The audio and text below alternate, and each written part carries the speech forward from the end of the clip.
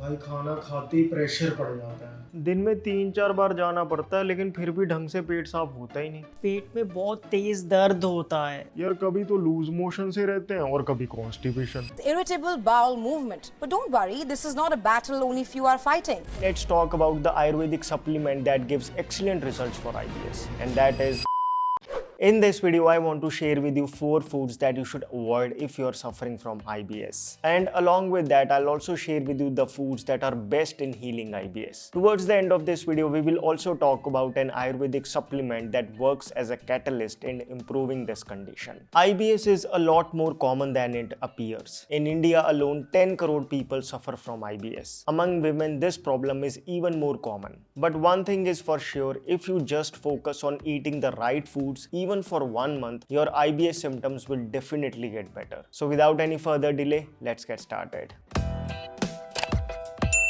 Hello friends, welcome to FitTuber. IBS or irritable bowel syndrome is a problem related to the large intestine. During the digestion process, when food reaches the final stage, the large intestine absorbs extra water and pushes the waste out. But in IBS, the muscles of the large intestines get irritated and start behaving abnormally. Sometimes they don't absorb any water at all, and sometimes they absorb too much. That's why people with IBS experience either diarrhea or constipation or both. Because of this irregular muscle activity, IBS symptoms include abdominal pain, a feeling of incomplete bowel movement, and changes in bowel frequency. Feeling a pressure to go to the toilet immediately after a meal is a classic symptom of IBS. Now the question is, why does this problem happen? There are mainly 2 reasons behind it. First is the food choices, and second is emotional stress. Needless to say, the brain-gut connection is strong. Well, there are certain foods that trigger IBS symptoms, sometimes even immediately. Processed foods, deep-fried foods, caffeinated drinks like tea and coffee, and sugar-free foods made with artificial sweeteners are the main culprits. But apart from these, there are also some foods that look healthy and we eat them almost daily. That's why this problem doesn't go away. Instead, it keeps getting worse. In the case of IBS, 90% of the cure lies in your own hands. It's your diet. I can tell you this responsibly and with confidence. If you remove the worst foods for IBS mentioned in this video and include the best ones instead, within 1 month you will feel such a big difference that you will be compelled to write in the comments that your IBS problem has reduced a lot. And you know what? Your comments not only make me feel good, but also they become a motivation for others. They feel that this video isn't made just for namesake. The things mentioned here truly work. So let's now talk about those 4 foods that are healthy otherwise but you should avoid in IBS. Starting with number 4 on the list is wheat. The more you avoid wheat, the fewer IBS symptoms you will experience. Wheat naturally contains gluten, but what's even more important to know is that during the Green Revolution in 1960s, the traditional wheat seeds were tempered to increase yield. Of course, wheat production increased, but so did the number of gluten intolerance cases. In 2009, a study clearly showed that gluten allergies, which were almost negligible in 1950s, have now increased many times over, and so have IBS cases. That's because when we eat this modern wheat, our system doesn't take it properly, which causes inflammation in the intestines and triggers problems like IBS. Not just based on books, but having observed this in real life scenarios, I can tell you that if you replace wheat with other grains like oats, jowar, bajra, ragi, or millets, even for 1 day, you'll notice a difference in your IBS symptoms on that very day. Just try it once. Stop eating wheat for 1 month. Eat other grains instead. After 1 month, you will say to yourself, yes, quitting wheat felt difficult at first, but this has turned out to be the best decision for my IBS. But roti made from other grains like jowar, ragi turns out to be a papad. How can it be a great replacement practically? We had discussed in the calcium video that if you knead jowar, ragi, or any millet flour with boiling water, the roti becomes so soft that you won't even realize whether it's made from wheat or some other grain. grain. Just boil water equal to the amount of flour you are using. Once the water boils, mix the flour in it. Now when it cools down a bit, knead it like normal dough.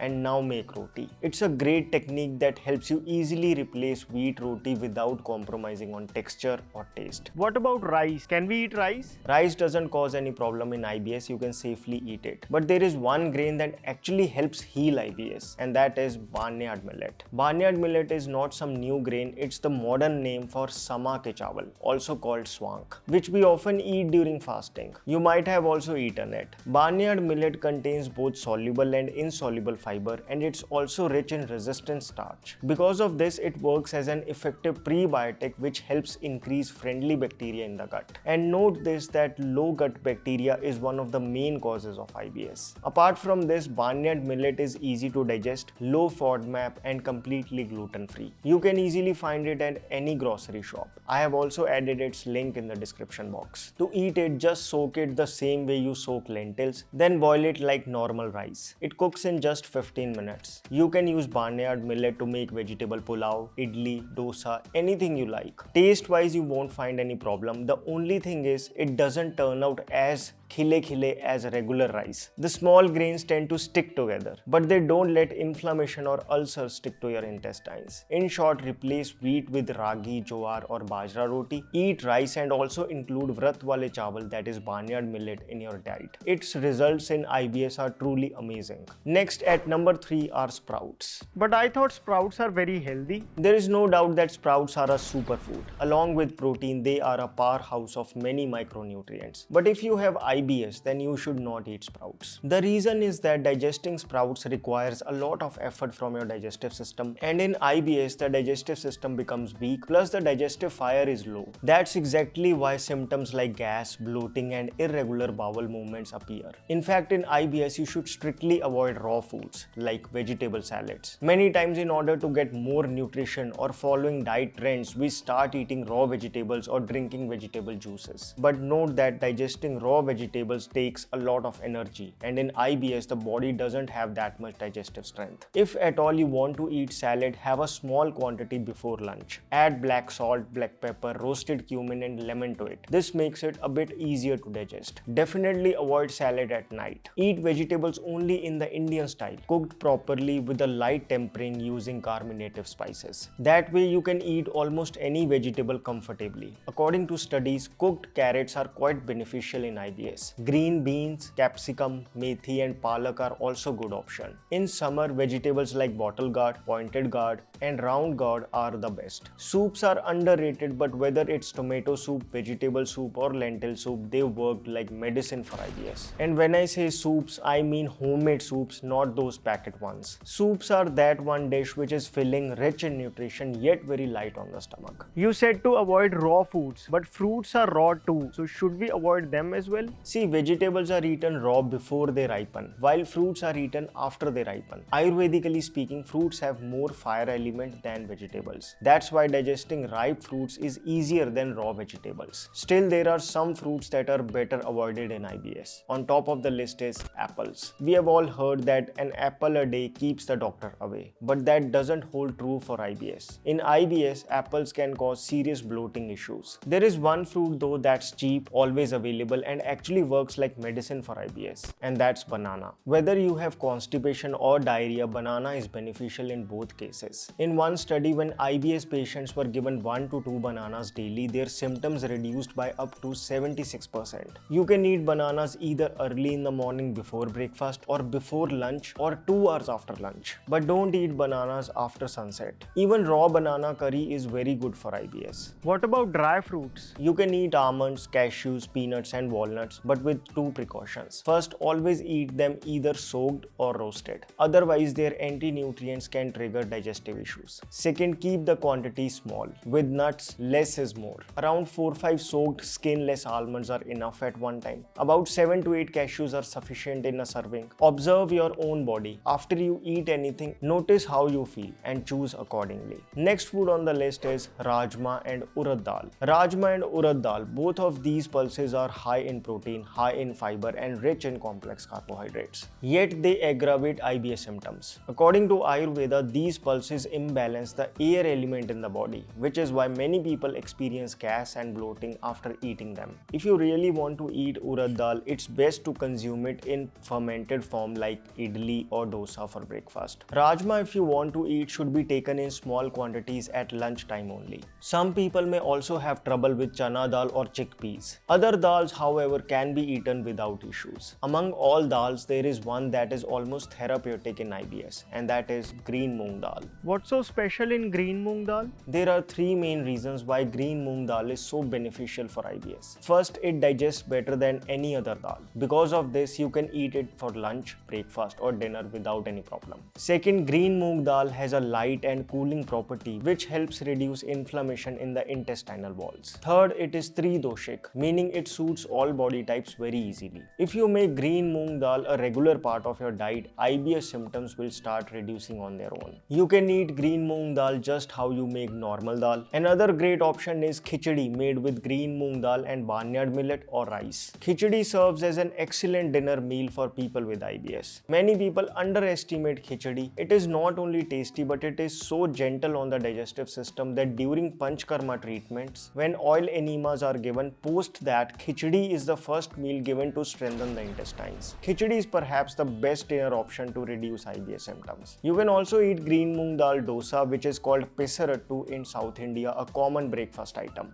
Green moong dal soup is another great starter meal that soothes the intestinal walls. Nutritionally, Ayurveda has compared green moong dal soup equal to milk. The main point is to limit rajma, urad dal, and even chana dal. Green moong dal is by far the best dal for healing IBS. Finally, at number 1 are dairy products. Often it is seen that people who have IBS symptoms, if they avoid milk and milk-based products, their symptoms begin to subside. There is a reason behind it. See, milk in general helps lubricate the intestines, but nowadays the kind of milk being sold is not worth damaging your gut health. Due to commercialization, instead of native desi cows, milk is taken from foreign breeds like Jersey and Friesian Holstein. These foreign breeds of cows give more milk in quantity, but the quality is much lower. This type of milk is the reason why lactose intolerance, a problem people didn't even know about 25 years ago, has become so common today. If you have IBS, you should avoid milk and milk-based products. Try avoiding them for 1 month, and you will notice that the IBS symptoms you were experiencing have started reducing. Abdominal pain and bloating will happen less frequently. If you want to include a milk product in IBS, the best option is spiced buttermilk or chas. Add a tempering of asafoetida and cumin and have it in small quantity during lunch. That will help. Now, if we plan a rough diet for someone experiencing IBS type symptoms, it could look like this. In the morning before breakfast, eat 1 to 2 bananas. Alternatively, you can drink coconut water.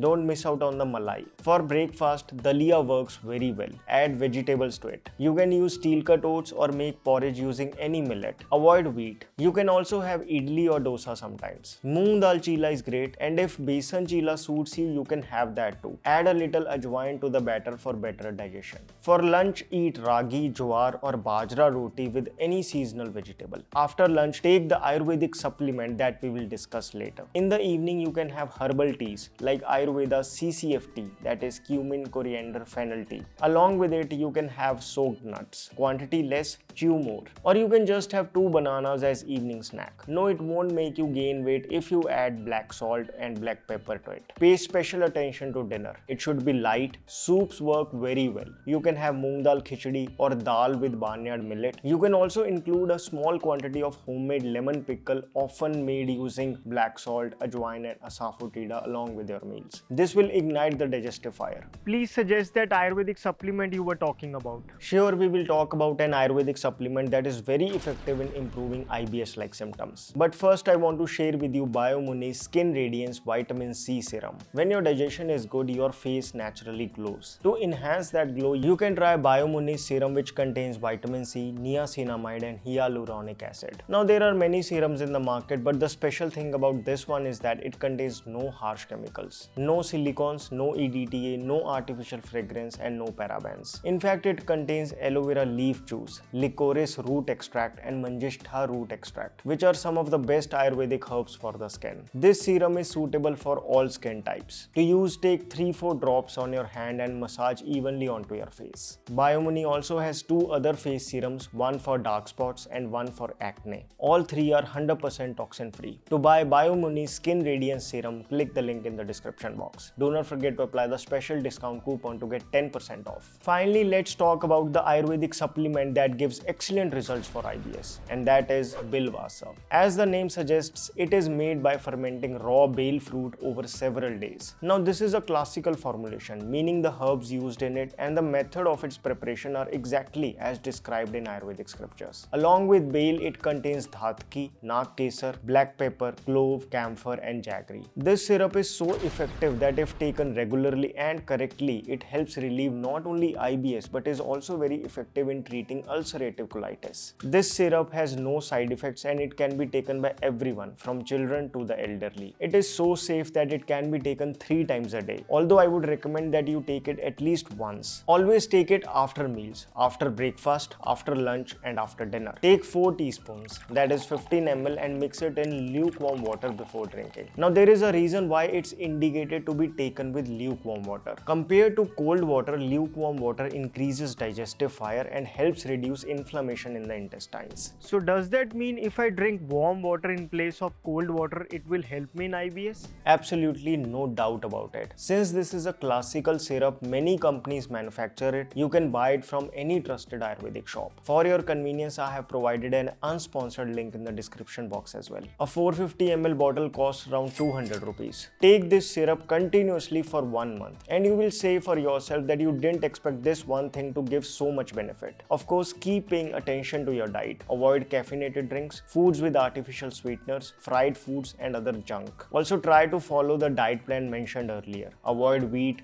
raw foods, milk products and rajma urad dal for 1 month. Then come back and comment. Your comment will motivate others as well. The link for BIOMUNI Skin Radiance Syrup is also in the description box. My name is Vivek and I thank you so much for watching.